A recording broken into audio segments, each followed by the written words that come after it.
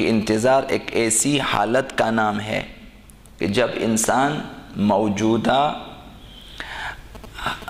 نامطلوب حالت سے، نامرغوب حالت سے رنجیدہ ہو جاتا ہے اور کبیدہ خاطر ہو جاتا ہے، اور اسے تلاش ہے ایک اچھے مستقبل کی تلاش ہے۔ یہ حالت کہ موجودہ نامطلوب نامرغوب حالت پہ انسان ناخوش ہے، ناراض ہے، اور اس حالت کو بدلنے کی کوشش ہے اور امید ہے کہ اچھی حالت پیدا ہو جائے گی، یہ انتظار ہے۔ تو یہ 3 چیزیں ہیں اس میں، انشاءاللہ بعد میں عرض کروں گا۔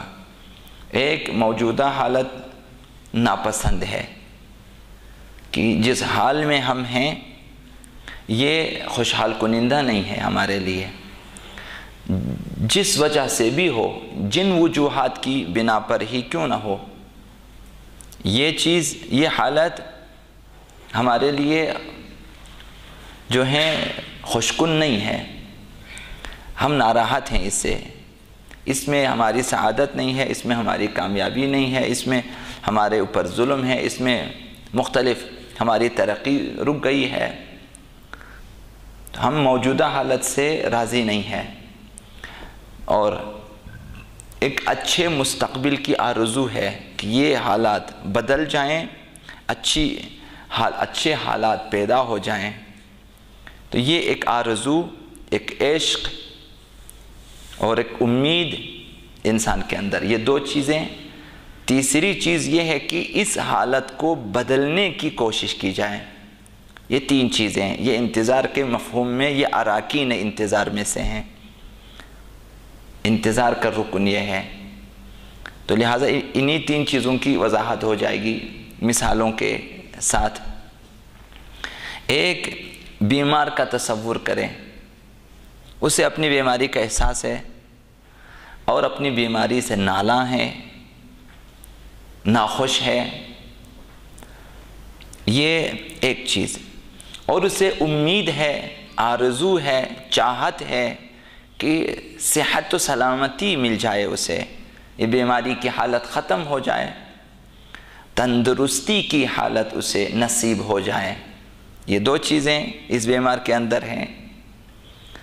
اور تیسری چیز اس میں یہ ہوتی ہے کہ وہ کوشش کرتا ہے کہ علاج ہو جائے، بیماری ختم ہو جائے، وہ بیماری سے مقابلہ کرتا ہے، بیماری کو شکست دینے کی کوشش کرتا ہے، دوائیوں کے ذریعے، پرہیز کے ذریعے، مختلف چیزوں سے کوشش کرتا ہے کہ بیماری کی حالت ختم ہو جائے، مرض ختم ہو جائے، صحت تندرستی آ جائے۔ یہ 3 چیزیں جو ہیں اس بیمار کے پاس، تو یہ انتظار ہے۔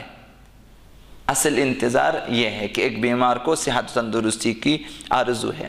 ایک تاجر ہے، تاجر کی مثال، جو تجارت کرتا ہے، موجودہ جو تجارت کی حالت ہے، خاطر خواہ اسے فائدہ نہیں ہوتا، ترقی نہیں ہے، کساد بازاری ہے، اور یہ ناخوش ہے، اس حالت تجارت پہ ناخوش ہے۔ اب اسے آرزو ہے کہ اس کی تجارت چل جائے، اسے خاطر خواہ فائدہ ہو جائے، اور اس کی تجارت ترقی کرے، اور یہ اپنے اہداف کو حاصل کریں تجارت کو کامیاب بنانے کے بعد۔ یہ دو چیزیں اس کے اندر، ایک کبیدہ خاطر ہے، ناخوشی ہے، ناراضی ہے موجودہ حالت تجارت سے، ایک عشق ہے، ایک آرزو ہے، ارمان ہے، امید ہے کہ حالت بہتر ہو جائیں اور اپنے اہداف کو پالیں۔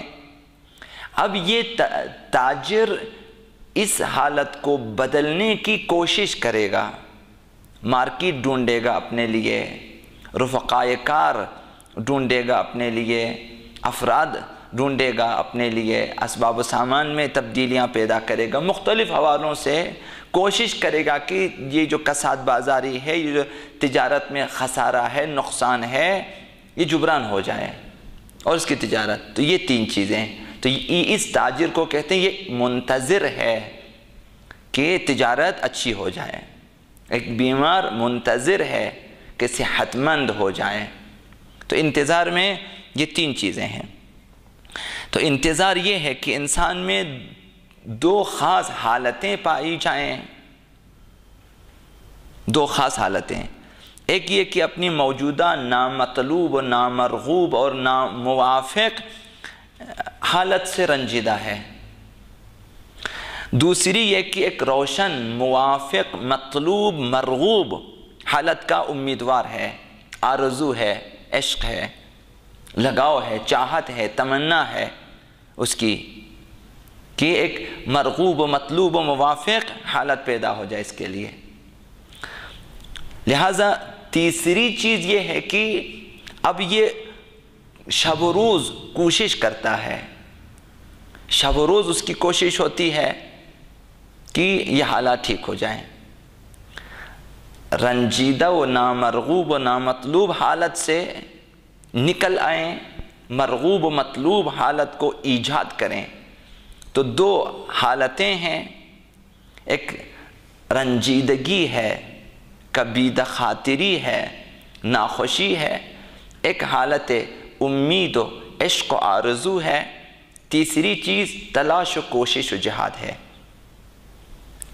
ہمارے انتظار میں بھی یہ چیز ہونی چاہیے۔ جب تک انسان میں یہ 3 چیزیں پائی نہ جائیں، اس وقت تک اسے یہ کہنے کا حق حاصل نہیں ہے کہ وہ کسی چیز کا منتظر ہے، کسی بھی چیز کا وہ منتظر نہیں ہے۔ صرف کبیدہ خاطر ہونا کافی نہیں ہے کہ اگر رنجیدہ ہو کے بیٹھ جائیں تو حالت نہیں بدل جائے گی۔ خدا نے آج تک اس قوم کی حالت نہیں بدلی، نہ ہو جس کو خیال آپ اپنی حالت کے بدلنے کا۔ جب تک انسان خود کوشش نہ کرے اس کی حالت تبدیل نہیں ہوگی۔ ان اللہ لا یغیر ما بقوم حتی یغیروا ما بانفسہم، جب تک اپنے آپ میں تبدیلی نہ لائیں اس وقت تک حالات تبدیل نہیں ہوں گے۔ تو یہ ضروری ہے کہ جب تک انسان میں یہ 3 چیزیں پائی نہ جائیں، اسے یہ کہنے کا حق حاصل نہیں ہے کہ مجھے فلاں چیز کا انتظار ہے، کیونکہ جو شخص موجودہ حالت پہ راضی ہوگا، یعنی پہلی حالت اس میں موجود نہیں ہے، اسی حالت پہ راضی ہے کہ ٹھیک ہے اسی طرح سے چلیں، مجھے کسی اور حالت کی ضرورت نہیں ہے، ہم نے کچھ نہیں کرنا، یہی جو روٹی کپڑا مکان حاصل ہو رہے ہیں کافی ہے۔ تو لہٰذا اسے کبھی بھی روشن و تابناک مستقبل کی آرزو اس کے دل میں پیدا نہیں ہوں گی، کبھی بھی اسے امید نہیں ہے کہ حالات بہتر ہو جائیں، کیونکہ اصلا اسے انتظار نہیں ہے، وہ اسی حالت زار پہ، اسی حالت نامرغوب و نامطلوب و ناموافق پہ راضی ہیں۔ تو لہٰذا اسے بھی کسی چیز کا انتظار نہیں ہے۔ اگر بالفرض موجودہ خستہ نامطلوب حالت سے ناخوش تو ہے، لیکن اسے بدلنے اور مطلوب و موافق حالات کے پیدا کرنے کی آرزو نہیں ہے، تڑپ نہیں ہے، کوشش نہیں ہے، کوئی لائحہ عمل، کوئی منصوبہ بندی، کوئی ایسی چیز اس کے پاس موجود، صرف رنجیدہ ہے، تو اس سے بھی جو ہیں حالات نہیں بدل سکتے۔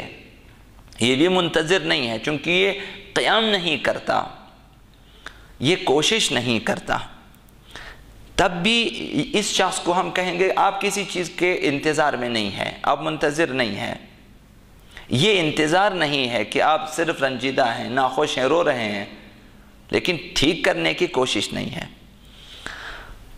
یہ 2 حالتیں جس قدر انسان میں مضبوط ہوں گی، 2 حالتیں، موجودہ حالت پہ ناخوشی اور بہتر حالت کی آرزو، جس قدر یہ 2 حالتیں مضبوط ہوں گی انسان میں، اسی حساب سے اس کی عملی زندگی میں تلاش و کوشش و جہاد و فعالیت میں تیزی آ جائے گی۔ اسی حساب سے جس قدر آرزو زیادہ ہے، انسان کوشش زیادہ کرتا ہے۔ جس قدر تابناک مستقبل کی آرزو ہے اسی حساب سے انسان کوشش بھی کرتا ہے۔ ہدف جس قدر عزیز ہے، جس قدر ہدف سے عشق ہے، مقصد سے لگاؤ ہے، اسی حساب سے انسان کی کوشش بھی بڑھ جاتی ہے۔ انتظار میں یہ چیز ہے، جو حالت اور اس کا احساس انسان کے وجود کی گہرائیوں میں اتر گئی ہو، اعضاء و جوارح سے اس کا اظہار ہو جاتا ہے۔ جب غم بڑھ جاتا ہے انسان میں تو اس کے اعضاء و جوارح سے غم کے آثار نمودار ہو جاتے ہیں۔ آنکھیں روتی ہیں، آواز بیٹھ جاتی ہیں، چہرہ سرخ ہو جاتا ہے یا کبھی پیلا ہو جاتا ہے، طاقت جواب دے جاتی ہے، کبھی انسان واویلا کرتا ہے، کبھی انسان کی چیخ نکل جاتی ہے۔ ایسا کیوں ہے کہ اس کی گہرائیوں میں، اس کے باطن میں، اس کے دل میں غم اتر چکا ہے۔ اسی طرح خوشی ہے، جب حالت خوشی زیادہ انسان میں سرایت کر جائے تو اعضاء و جوارح سے آپ آثار کو دیکھ لیتے ہیں کہ کس قدر خوش ہے۔ آنکھیں چمکدار ہو جاتی ہیں، چہرے پہ مسکراہٹ ہوتی ہے، اور جو ہیں آواز اس کی اچھی ہو جاتی ہے، باتیں اس کی اچھی ہو جاتی ہیں، اخلاق اس کا اچھا ہو جاتا ہے۔ اس طرح سے وہ خوش نظر آتا ہے ہمیں۔ تو یہی کیفیت حالت انتظار کی ہے۔ جب موجودہ حالت پہ انسان نالاں ہے، جس قدر زیادہ اسے ناخوشی ہوگی اسی حساب سے اسے آئندہ روشن تابناک مستقبل کی آرزو بڑھے گی۔ جس قدر روشن مستقبل کی آرزو بڑھ جائے گی، بہتر مستقبل کی آرزو بڑھ جائے، اسی حساب سے انسان کے اعضاء و جوارح سے اعمال اور کردار بھی ظاہر ہوگا۔ بس انتظار میں یہ تین باتیں ضروری ہیں۔ موجودہ خستہ، نامطلوب و ناموافق حالات سے رنجیدہ ہوں انسان، ان حالات کو پسند نہ کریں۔ ہم اپنے اندر، ہمارے لیے سبق یہ ہے، درس یہ ہے، ہمارے لیے تعلیم یہ ہے، ہمارے لیے عبرت یہ ہے کہ ہم موجودہ حالات کو دیکھیں کس قدر نامطلوب ہے۔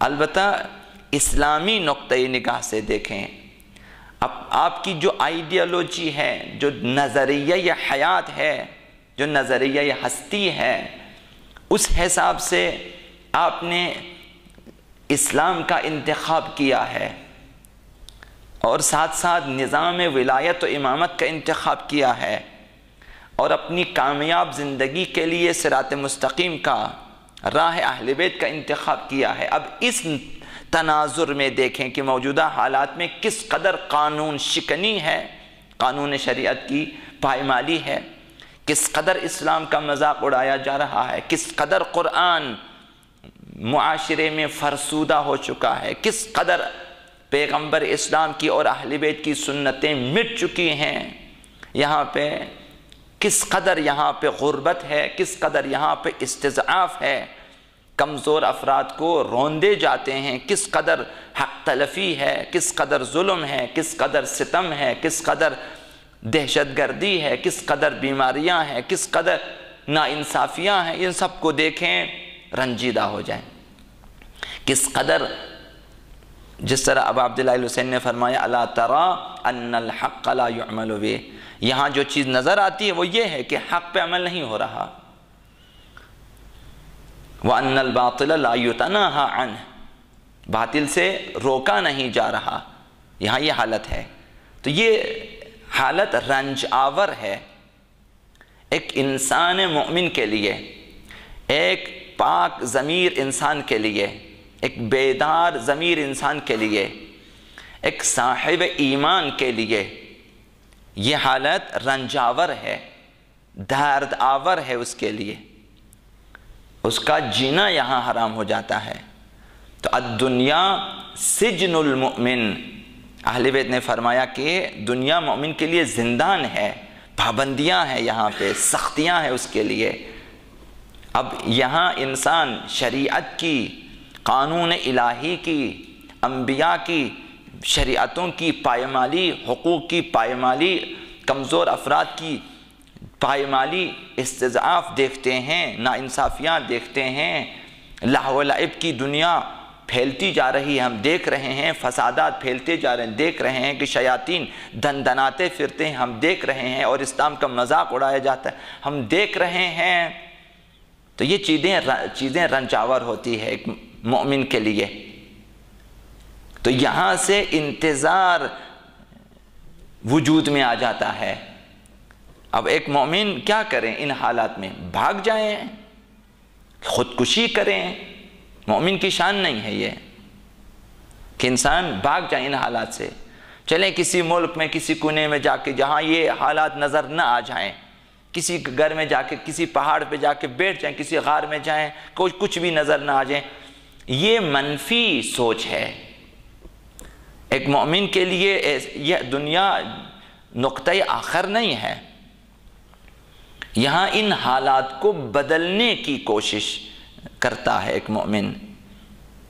تو ایک مومن دیکھتا ہے کہ یہ حالات ہیں اور روشن مستقبل کا تصور بھی ہے،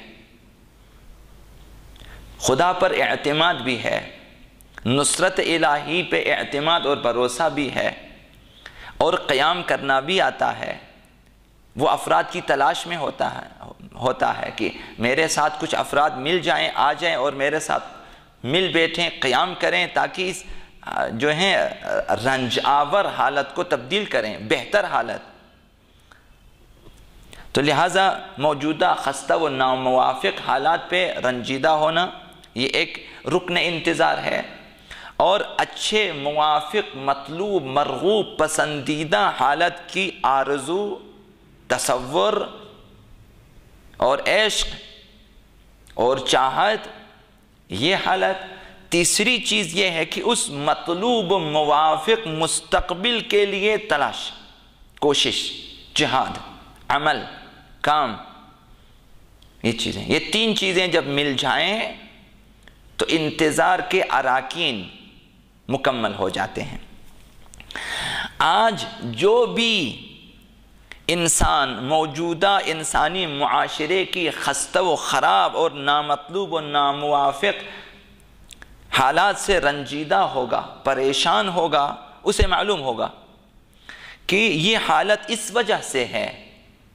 آج دنیا کی حالت خستہ، نامطلوب، نامرغوب کس وجہ سے؟ اس وجہ سے ہے کہ انسان نے الہی برناموں پہ عمل نہ کیا. خداوند متعال نے جو برنامہ دیا ہمیں،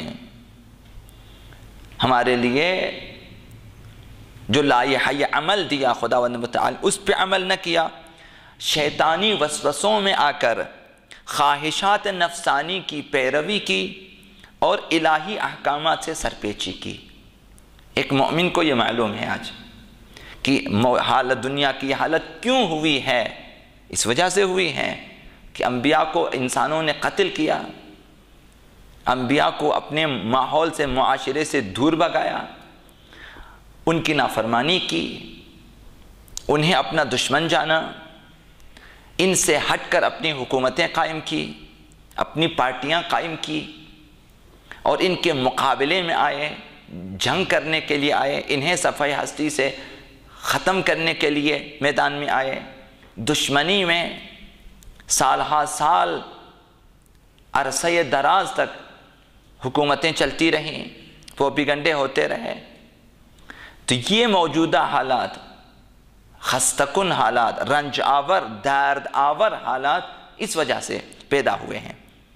تو معلوم ہے انہیں خواہشات نفسانی کی پیروی کی وجہ سے، انبیاء کی مخالفتوں کی وجہ سے، نمائندگان الہی کی فرمان برداری اور اطاعت نہ کرنے کی وجہ سے.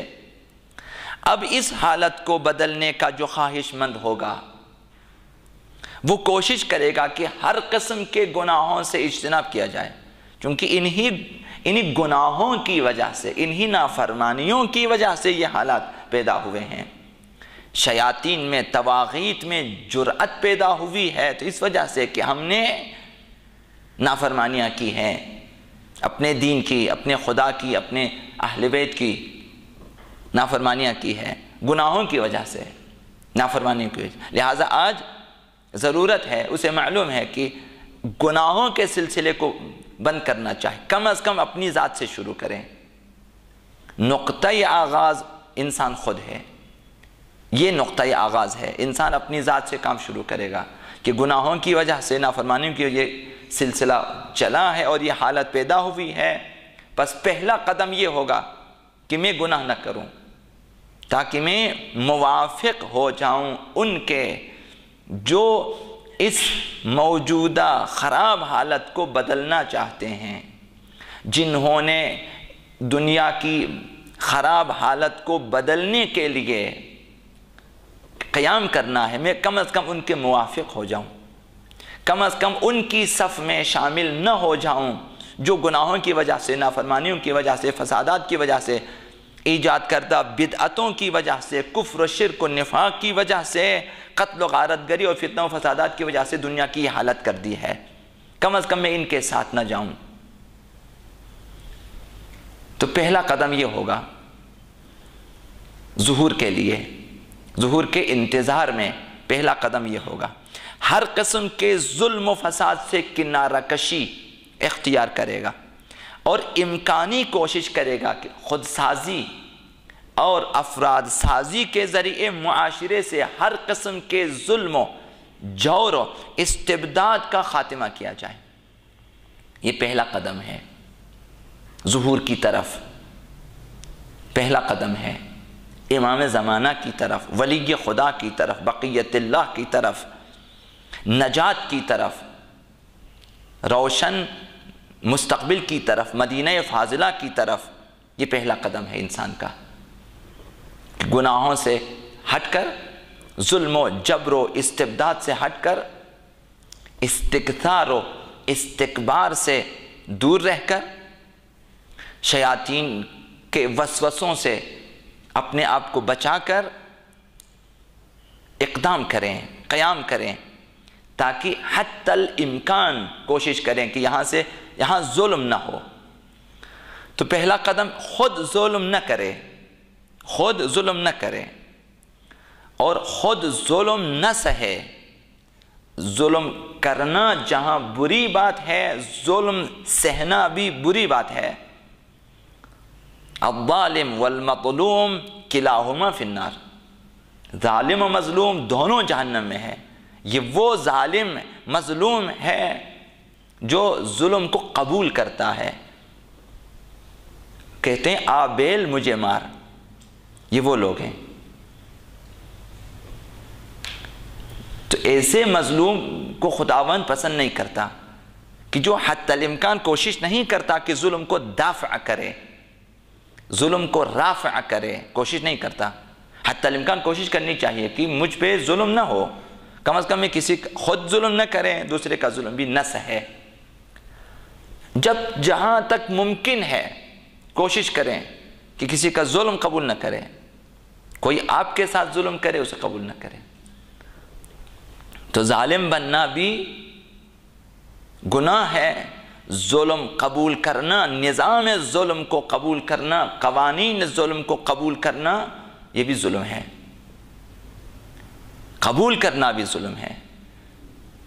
اگر کہیں کہ آؤ مجھے مار، آئیں اور مجھے ماریں، چپ بیٹھیں، حق تلفی ہوتی رہے، آپ کی حد کی حرمت ہوتی رہے، آپ کی ذلت ہوتی رہے، علی الاعلان آپ کے خلاف اقدامات کریں، حد کی عزت کریں، حد کے ناموس کریں، اور تذلیل، اس کے باوجود بھی انسان کہے خیر پرواہ نہیں ہے۔ یہ چیزیں نامطلوب ہیں، نامرغوب ہیں، غیر الہی ہیں، غیر اخلاقی ہیں، غیر انسانی ہیں، غیر فطری ہیں۔ مکڑی بھی دفاع کرتی ہے جب اسے چھیڑا جاتا ہے، مکھی بھی دفاع کرتی ہے۔ یہ دفاعی چیز انسان میں ہونی چاہیے۔ خداوند متعال نے غضب اس لیے انسان کے اندر رکھا ہے کہ غضب کا موقع یہ ہے کہ جہاں ظلم کرنا چاہے وہاں انسان اپنے غضب سے استفادہ کریں، غصے سے استفادہ کریں اور روکیں ظلم کو، کم از کم اپنے اوپر ظلم نہ ہونے دیں۔ اس کے بعد تو یہ پہلا قدم ہوگا انتظار میں، خود نیکی سے آراستہ ہو کر دوسروں کو بھی نیکی کی دعوت دیں۔ انتظار میں یہ ہے چونکہ حالات کو بدلنا چاہتے ہیں۔ اب جو شخص ظلم کو ختم کرنے کے لیے قیام کرتا ہے اور اچھے مستقبل کی اسے آرزو ہے اور اس کے لیے قیام کرتا ہے، خود ظلم سے پاک ہو جاتا ہے، نیکیوں سے آراستہ ہو جاتا ہے، دوسروں کو نیکیوں کی دعوت دے دیتا ہے، خود سازی کرتا ہے، معاشرہ سازی کرتا ہے اور اچھے اخلاق کی طرف، اچھے اہداف کی طرف لوگوں کو دعوت دیتا ہے، تو اب کون کہے گا کہ انتظار کا یہ معنی اور یہ مفہوم انسانوں کے لیے منفی چیز ہے؟ یہ کوئی منفی چیز نہیں، مثبت چیزیں ہیں، یہ نگیٹو نہیں ہے، یہ پازیٹیو چیزیں ہیں۔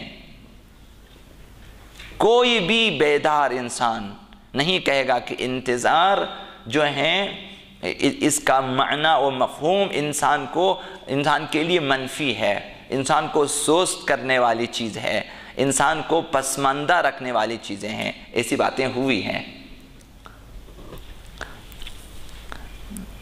بلکہ ان کے برعکس جو یہ سمجھتے ہیں کہ البتہ ظہور کو یہاں کم رنگ کرنے کے لیے، مہدویت سے ہمیں دور کرنے کے لیے ایسے فلسفے گڑے گئے ہیں کہ مکتب انتظار مکتب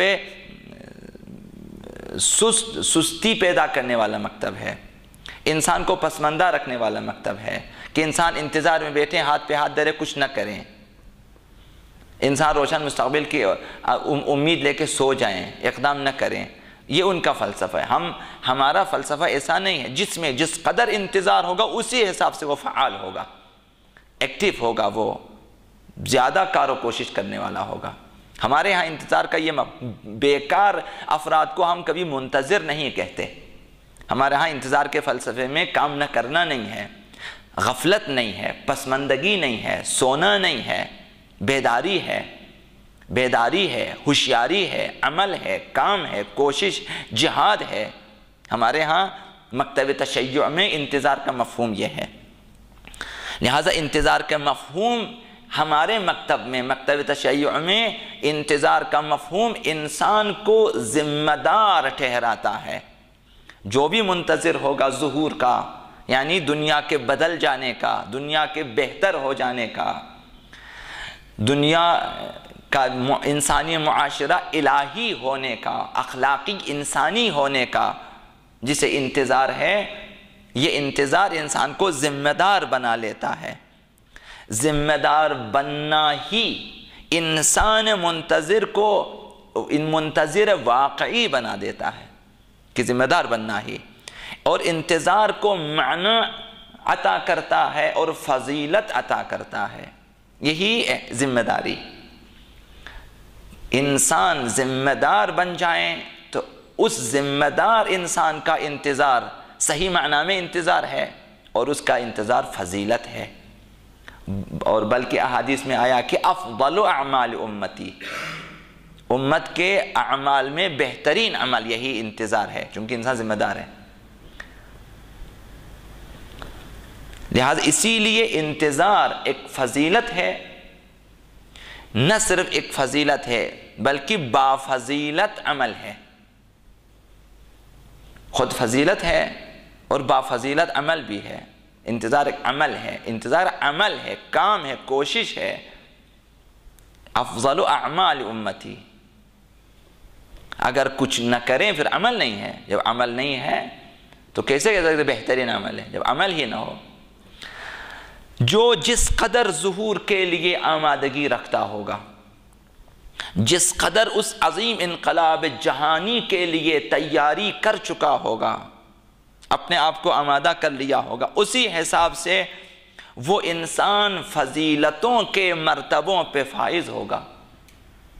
تیاری اور آمادگی عمل سے ہوتی ہے، خود سازی سے ہوتی ہے، زمینہ سازی سے ہوتی ہے تیاری۔ جس انسان نے ظہور کے لیے جس قدر تیاری کی ہے اسی حساب سے اس کا انتظار بافضیلت ہے، اسی حساب سے وہ انسان منتظر فضیلت کے مرتبوں پہ اور مقامات پہ فائز ہے۔ جو جس قدر زیادہ اسی حساب سے اس کا مرتبہ بھی بلند ہے۔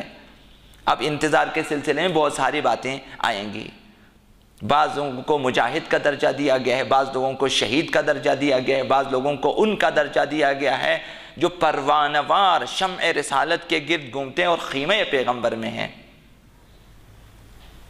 بعض لوگوں کو جو ان شہیدوں کا درجہ دیا گیا جو شہدائے بدر و احد ہیں، عالم اسلام کے وہ جو عظیم جنگیں ہوئی ہیں ان کے وہ مقام ہے۔ تو یہ اسی آمادگی کے حساب سے ہے، اسی جانکاری کے حساب سے، کس قدر اسے علم و آگاہی ہے، کس قدر عرفان و معرفت ہے اس کے پاس ظہور کے سلسلے میں، اور کس قدر اسی حساب سے اس نے آمادگی اور تیاری حاصل کر لی ہے، اپنی ذات میں کس قدر آمادہ ہے اور اپنے ماحول میں کس قدر اس نے زمینہ سازی کی ہے، ظہور کے لیے فضا قائم کیا ہے، افراد اس نے تیار کیا ہے، کس حد تک اس نے مسئلہ مہدویت اور مسئلہ ظہور پہ کام کیا ہے اور معاشرے میں اس کا چرچا کیا ہے، اسی حساب سے اسے فضیلتیں حاصل ہیں۔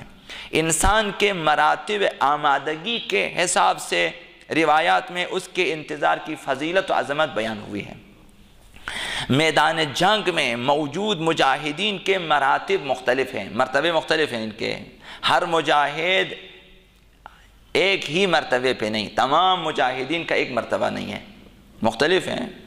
کچھ مجاہدین وہ ہیں جو دشمن کے روبرو ہیں، سامنے سے گولے آتے ہیں، گولیوں کی بچھاڑ ہے، دشمن ہے، گرمی ہے، بھوک ہے، پیاس ہے، سختی ہے، اور دشمن کا مقابلہ کر رہے ہیں۔ کچھ وہ ہیں جو بالکل مقابلے میں تن بتن لڑ رہے ہیں ان کے ساتھ، کچھ وہ ہیں جو پیچھے انتظار میں ہیں، جو ان کو جو ہیں مدد پہنچانے کی، ان کی مدد کے لیے ان کے پیچھے کھڑے ہیں، کچھ وہ لوگ ہیں جو ان کے لیے کھانے پینے کی اشیاء وغیرہ فراہم کرتے ہیں، کچھ وہ ہیں جو نیچے بیٹھے ہوئے آفیسز میں ان میں بیٹھ کر خالی فون پہ بات چیت کر رہے ہیں، انہیں کہہ رہے ہیں کہ ادھر سے حملہ کریں تو ادھر سے، ہر کسی کا ایک اپنا مقام اور اپنا وہ ہے، تو ہر مجاہد مساوی نہیں ہے۔ اب اسلامی جنگوں کا تصور کریں تو کچھ وہ مجاہدین ہیں جو پیغمبر اسلام کے ساتھ سراپا تسلیم امر ہیں، مسلح آمادہ پیغمبر اسلام کے ساتھ کھڑے ہیں کہ حکم رسول کے منتظر ہیں کہ بلا چون و چرا اطاعت کیا جائے، وہ آمادہ ہیں، میدان میں بیچتے ہیں، لڑنے کے لیے بیچتے ہیں، پیچھے رکھتے ہیں، سراپا تسلیم امر رسول ہیں۔ کچھ ایسے فدائی ہیں، کچھ لڑنے کے شوق میں جنگ لڑنے کے لیے آمادہ ہو رہے ہیں، تیار ہو رہے ہیں، تلوار سیقل کر رہے ہیں، تیر تیار کر رہے ہیں، نیزے تیز کر رہے ہیں، گھوڑے تیار کر رہے ہیں، نعل بندی ہو رہی ہے، کچھ لڑنے کے شوق میں، اور کچھ میدان جنگ میں کھڑے ہیں، لڑ رہے ہیں دشمنوں کے ساتھ، کچھ مجاہدین وہ بھی ہیں، کچھ جنگ میں مصروف ہیں، تلوار چلا رہے ہیں، خون بہا رہے ہیں، سر کٹا رہے ہیں، نیزے کھا رہے ہیں، جہاد کر رہے ہیں، وہ لڑ رہے ہیں ان کے ساتھ، اور کچھ وہ بھی ہیں جو لڑ چکے ہیں، شہید ہو چکے ہیں، سر دیے ہیں، خون میں غلطاں ہیں، وہ انہوں نے اپنا کام کر دیا ہے۔ کچھ اس قسم کے ہیں۔ انہی مراتب کی بنا پر جنگ میں موجود مجاہدین کے ثواب میں بھی فرق ہے، ہر کسی کو ایک جیسا ثواب نہیں ملتا، درجات سب کے مختلف ہیں۔ یہی صورتحال آج ظہور آغا امام زمان اجل اللہ تعالی فرجہ الشریف کے انتظار میں رہنے والوں کا ہے، یہی اختلاف ان میں بھی ہے، مختلف مقامات، مختلف درجے، مختلف ثواب ان کے لیے ہے۔ وہ ایک عالمی انقلاب کی امید میں ہے جس کے بعد دنیا امن و سکون کا گہوارہ بنے گی اور ظلم و جور و ستم کی تاریکیاں چھٹ جائیں گی، ختم ہو جائیں گی۔ اب اس امید میں، اس انتظار میں ہیں سب منتظران امام زمان، سب اس انتظار میں ہیں، حکومت الہیہ قائم ہو جائے گی، دنیا امن کا گہوارہ بن جائے گی، ظلم و ستم کا خاتمہ ہو جائے گا، تمام فرعونوں کی شکست ہو جائے گی، تمام شدادوں کا خاتمہ ہو جائے گا، تمام یزیدیوں سے جو ہے انتقام لیا جائے گا اور ان کا حساب کتاب ہوگا، تمام شیاطین کی شکست ہو جائے گی، اس طرح سے کفر و شرک و نفاق کا خاتمہ ہو جائے گا۔ اس انتظار میں ہے، اب اس انتظار میں سب شریک ہیں، تمام مجاہدین۔ اب جس میں جتنی آمادگی ہے اور جذبہ فداکاری ہے، شوق شہادت ہے، عزم و استقلال ہے، جس میں جس قدر اس مقصد کے لیے، اس ہدف کے لیے شوق شہادت ہے، شوق عمل ہے، شوق جہاد ہے، تیاری ہے، اسی حساب سے اس منتظر کا انتظار بافضیلت ہوگا اور تعمیری ہوگا، اسی حساب سے اسے فضیلت، ثواب اور مقام و مرتبہ حاصل ہوگا تیاری کے حساب سے۔ نہ ہر انتظار فضیلت ہے، نہ ہر منتظر کو مقام حاصل ہے، فضیلت حاصل ہے، مساوی نہیں ہے۔ تمام منتظرین ظہور جو ہیں بافضیلت نہیں ہے، ان کے لیے مقام نہیں ہے۔ میدان جنگ کے مجاہدین میں جو رسول خدا کے ہمراہ ہیں، ان کی ذمہ داری کیا ہوتی ہے؟ حفاظت رسول اور تسلیم امر رسول۔ رسول جو حکم دیں بس اسے انجام دیں، رسول کی خدمت اور رسول کی اطاعت ہے۔ وہ کبھی بھی حالات سے غافل نہیں ہو سکتے چونکہ میدان جنگ میں ہیں، اور رسالت کی حفاظت کی ذمہ داری ان کی ہے۔ انہیں پروانہ یہ شمع رسالت قرار دیا گیا ہے۔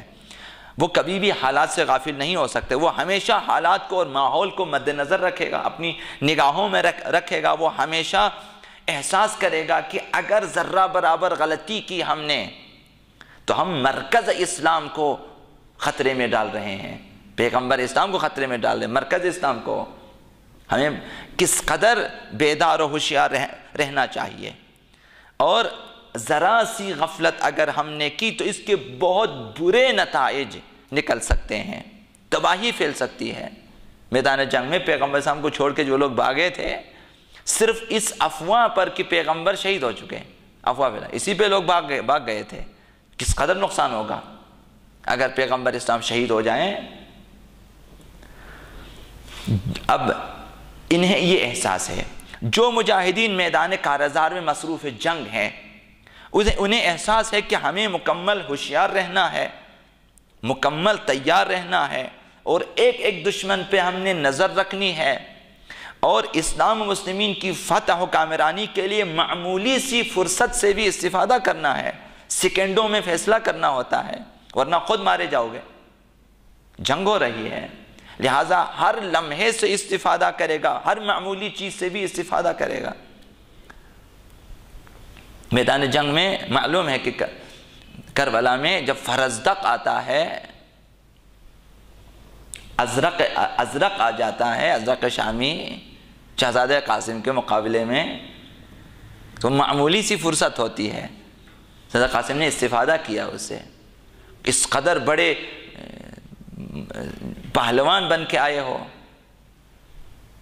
تمہیں اتنا بھی ہوش نہیں ہے کہ تمہارے جو ہیں نالین کھلے ہوئے ہیں، رکابیں کھلی ہوئی ہیں، تمہارے تسمے کھلے ہوئے ہیں۔ ایک بات ہے، جب وہ تھوڑا سا احساس کیا کہ اب میرے اوپر یہ طنز کہ میں آمادہ نہیں ہوں، اب اس نے جھک کر دیکھا، اب یہ غلطی کی اس نے، جب جھک کر دیکھا شہزادے نے تلوار سے حملہ کیا، اس کا کام تمام کر دیا۔ تو میدان جنگ میں ہر فرصت سے استفادہ کرنا چاہیے میدان جنگ میں۔ لہٰذا اگر یہی غفلت مجاہدین اسلام اگر کریں کتنا نقصان ہوگا۔ یہی ایک چھوٹی سی غفلت کہ انسان جھک کر دیکھیں اور موقع دیں اپنے حریف کو کہ وہ حملہ کریں۔ تو جو لوگ مجاہدین ہیں میدان کارزار میں لڑ رہے ہیں، انہیں ہر فرصت سے استفادہ کرنا ہوتا ہے، ہر لمحے کو غنیمت جان کر کوشش کرنی چاہیے کہ اسلام کو فتح سے ہمکنار کرے۔ یہی مجاہد اگر غفلت کریں اور فرصت سے استفادہ نہ کریں، حساس لمحات کو ضائع کر دیں، تو اس کا لازمی نتیجہ شکست اور ہزیمت ہوگی۔ لازمی نتیجہ یہ ہوگا، شکست ہو جائے گی اگر چھوٹے چھوٹے فرصت۔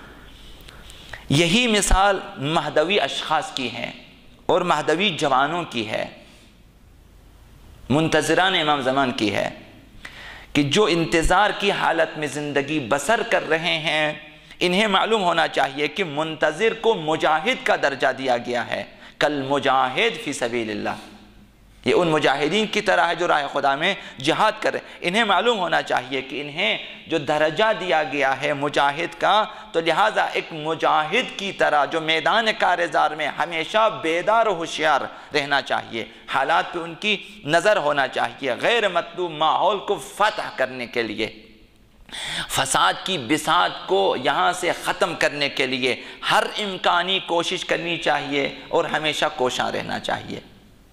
اس وجہ سے انہیں مجاہد کا درجہ گیا۔ ایک مجاہد جس طرح بیدار اور ہوشیار اور ہر لمحے سے استفادہ کرتا ہے تاکہ اسلام مسلمین کو فتح و کامرانی سے ہمکنار کرے، اسی طرح ایک منتظر واقعی امام زمان علیہ السلام کو بھی چاہیے کہ ہر فرصت سے استفادہ کریں، شفاء قدر سے استفادہ کریں، شفاء جمعہ سے استفادہ کریں، صبح جمعہ سے استفادہ، ہر مناسب موقع سے استفادہ کریں، ہر مناسب حالت سے استفادہ کریں، تاکہ جہاں تبلیغ و نشر و اشاعت وغیرہ وغیرہ کے کام ہو جائیں، تاکہ معاشرے سے فسادات کا خاتمہ ہو جائے، مہدویت کا پرچار ہو جائے، لوگ ظہور کے لیے آمادہ ہو جائیں۔ جس طرح ممکن ہے تبلیغات کے ذریعے، نشر و اشاعت کے ذریعے، کلاسوں کے ذریعے، محافل و مجالس کے ذریعے، اشعار کے ذریعے، جس طرح ممکن ہے استفادہ کرنا چاہیے، چونکہ آپ مجاہد ہیں میدان میں، ایک مجاہد کی جو ہے ایک مجاہد کا مقام ہے آپ کا، استفادہ کریں تاکہ موجودہ حالت کو بہتر کرنے کی اپنی بساط کی حد تک کوشش کریں، تاکہ آپ کا انتظار بافضیلت ہو اور آپ منتظر واقعی ہو۔ لہٰذا انسان اسی وقت میدان جنگ میں ایک بہادر ثابت ہوگا جب باطنی اور روحانی طور پر اس میں شجاعت پائی جائے۔ لہٰذا اپنے اندر شجاعت پیدا کریں۔ اگر اندر سے شجاعت نہ ہو، ظاہراً ہم ایسے ہی جو ہے نعرے مارے لگا دیں، جب آمنا سامنا ہوگا پھر ہم بھاگ جائیں گے۔ لہٰذا اپنے اندر واقعاً شجاعت پیدا کریں کہ اگر ظہور ہو اور اگر مجھے بلایا جائے، کوئی بھی کام میرے لیے ناممکن نہیں ہونی چاہیے، میں بولے مجھے ڈر لگتا ہے میں نہیں جاؤں گا، اپنے اندر پیدا کریں۔ لہٰذا مہدوی اہداف کے لیے، ظہور کے اہداف کے لیے ایک منتظر امام زمان کو چاہیے کہ ہر لمحے سے اور ہر فرصت سے استفادہ کریں۔